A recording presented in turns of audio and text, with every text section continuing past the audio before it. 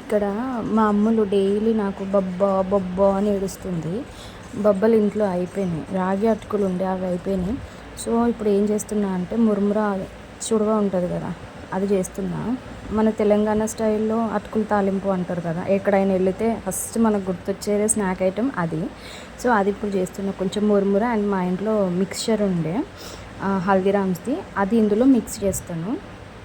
అటుకులు డైరెక్ట్ వేయకుండా కొంచెం వేయించుకోవాలి, అది కరకరమని చప్పుడు వస్తాయి కదా అప్పుడు దాకా. సేమ్ అట్లనే మురుమురా కూడా తాలింపులోకి లైట్గా పచ్చిమిర్చి, నేను ఆనియన్స్ వేయలేదు ఇందులో మెత్తపడతాయి అని చెప్పి. ఇంకా మా మా మా చిన్నపిల్లలు తెలుసు కదా ఎట్లా తీసేసి పడేస్తారో, అందుకే కొంచెం పల్లీలు శనగపప్పు ఎక్కువ వేసిన, ఎందుకంటే చిన్న చిన్న బొబ్బలు బొబ్బలు అనుకుంటూ తింటారు కదా. మా అమ్ములది వీడియో పెడతాను చూడండి, లాస్ట్కి ఎంత ఇష్టంగా తింటుందో. జీలకర్ర ఆవాలు అవన్నీ వేసి పోపు వేసిన. ఇక్కడ ఒక సాల్ట్, ఒక స్పూన్ సాల్ట్, ఇది శనగపప్పు వేస్తున్నా.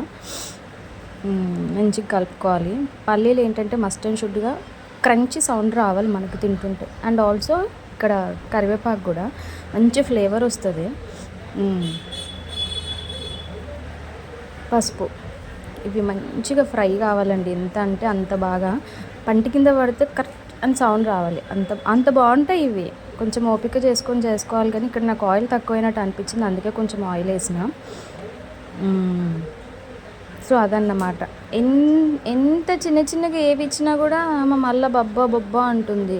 పాలు తాగిపించినా తినిపించినా కూడా అరటిపండు సంథింగ్ ఏదో ఒకటి తింటూనే ఉంటుంది, కానీ లాస్ట్కి వస్తే బొబ్బా బొబ్బా అంటుంది.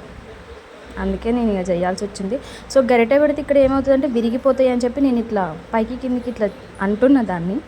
సో అట్లా కలుపుకోవాలి మనం. దాని తర్వాత బేసన్లో వేసి మంచిగా చేతితో ఇట్లా ఇట్లా పైకి కిందికి అంటే అవి మంచిగా మిక్స్ అయిపోతాయి. ఇంత బాగుంటాయి కదండి ఇవి, మనకి మంచి స్నాక్ ఐటమ్ ఇది, మనం బయటికి ఎక్కడికైనా వెళ్తే.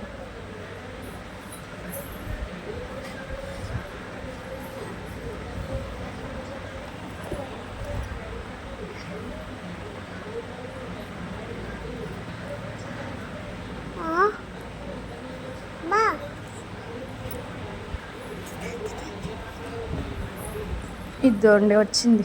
మా అమ్ములు ఎంత ఇష్టంగా తింటుందో, ఒక్కొక్కటి తీసుకొని. అది తింటుంటే నాకు ఎందుకో వీడియో తీయాలనిపించింది. తన కోసమే కదా మ్యాండేటరీగా నేను చేసింది.